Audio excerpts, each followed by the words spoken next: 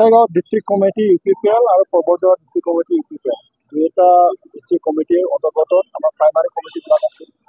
প্ৰতিটা primary কমিটিক মাতি দিয়া হৈছে ৱাৰ্কশ্বপৰ কাৰণে যে আমাৰ আগন্তুক BTC নিৰ্বাচন আমি কেনেকৈ পাম, প্ৰাইমাৰী দায়িত্ব কি হ'ব, কেনেকৈ কাম কৰিব লাগে, ৰাইজৰ মাজত কেনেকৈ যাব লাগে, গোটেই কথা তেওঁলোকৰ আজি ট্ৰেইনিং দিয়া হৈছে।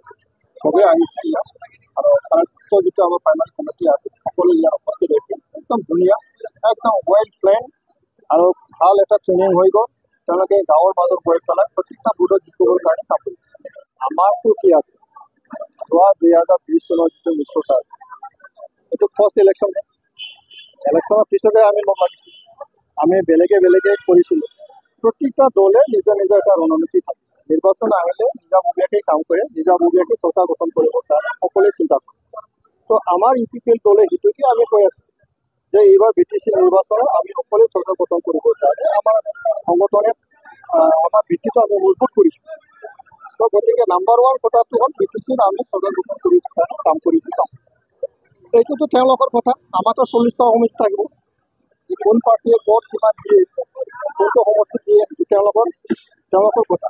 BJPয়ে ক'ত দিয়ে, ক'ত নিদিয়ে, কংগ্ৰেছে ক'ত দিয়ে, ক'ত নিদিয়ে, এইটো তেওঁলোকৰ পাৰ্টীৰ কথা। আমাৰতো হ'ল আমি 40টা সমষ্টিত আমি পাৰিম। আৰু যিহেতু আমাৰ এটা দায়বদ্ধতা আছে BTC প্ৰমোদ বড়ো ডাঙৰীয়াৰ নেতৃত্বত এই 5টা বছৰ শান্তি সম্প্ৰীতি উন্নয়ন একেলগে আমি লৈ আহিম। ৰাইজৰ মাজত এটা শান্তিৰ পৰিৱেশ আহিম, এটা ডেমক্ৰেটিক এটা চিষ্টেম ইয়াত প্ৰতিষ্ঠা হৈ গ'ল, সকলোৱে ভাল পাইছে। তো গতিকে আমি আশাবাদী যে আগন্তুক 5 বছৰত ৰাইজে আমাক মৰম কৰিব।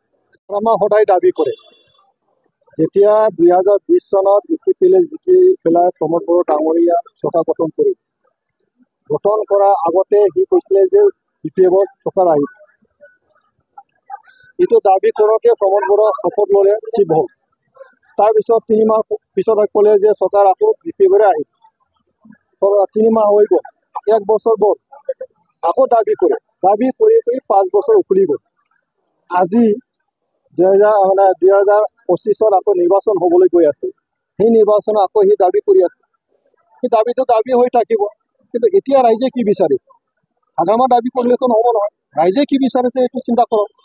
আমিতো বুজি পাওঁ ৰাইজে কি বিচাৰিছে, যে প্ৰমোদ বড়ো ডাঙৰীয়া বুজি পায়, আমি সকলোৱে বুজি পাওঁ। আৰু ৰাইজৰ যিটো ফাল্চ সেইটো ধৰি কিনে আমি ৰাইজৰ শান্তি সম্প্ৰীতি আমি আনিছোঁ ইয়াত। সকলো জাতি জনগোষ্ঠীৰ মাজত এই সংহতিয়ে সমন্বয় আমি প্ৰতিষ্ঠা কৰিছোঁ। প্ৰগতিৰ কাৰণে কাম কৰি আছে, ৰাইজে এইটো বিচাৰিছে। তো হাগ্ৰামা 15টা বছৰ কি হৈছে এইটো সকলোৱে গম পায়। তো হাগ্ৰামা ভাৰ্চেছ প্ৰমোদ যদি আমি চিন্তা কৰোঁ, 5 বছৰ আৰু 15 বছৰ যদি আমি চিন্তা কৰোঁ, 15 বছৰৰ মাৰা কাটা ৰাজনীতি, 5 বছৰৰ শান্তি সম্প্ৰীতিৰ ৰাজনীতি, এতিয়াতো কথাটো স্ববিৰোধী। NDP অকলে গম পায়, সোধকচোন NDP অকলে কি পাইছে কি পোৱা নাই। ৰিহেবিলিটেশ্যন দিয়া হ'ল, সেইদিনাখনো দিয়া হ'ল। কেছবিলাক লাহে লাহে পৰ্যায়ক্ৰমে উইড্ৰ কৰাৰ কাৰণে প্ৰচেছ থাকে ন চৰকাৰ, আৰু নিজে গম পায়। এইটো কথা নহয়, তেওঁলোকে পাৰ্টি বনাইছে, পাৰ্টীয়ে কাম কৰিব, তাৰ আমাৰ ক'ব লগা কথা। কিন্তু NDPয়ে সুবিধা দিয়া নাই, প্ৰমোদো সুবিধা দিয়া, এই কথাটো আমি মানিব নোৱাৰোঁ। জানে নহয়, এইটোতো মানে উপেন সকলোৱে জানে এইটো, যে প্ৰমোদ বড়ো ডাঙৰীয়াই কি কৰি আছে, আমি কি কৰি আছোঁ, NDP ভাইসকলে কি পাই আছে কি পোৱা নাই, তেওঁলোকৰ সুবিধাৰ কাৰণে আমি কি চিন্তা কৰিছোঁ, NDP সকলে জানো। তো গতিকে গঞ্জলিৰ লগত আমাৰ কোনো লেনদেন নাই। আমাৰ কথাটো NDP ভাইসকলৰ তেওঁলোকৰ যিটো অসুবিধা আছে সেইটো আঁতৰিবৰ কাৰণে আমি কাম কৰি আছোঁ, আমি কাম কৰি যাম, আৰু ভৱিষ্যতে আমি তেওঁলোকে আৱিষ্কাৰ কৰিম।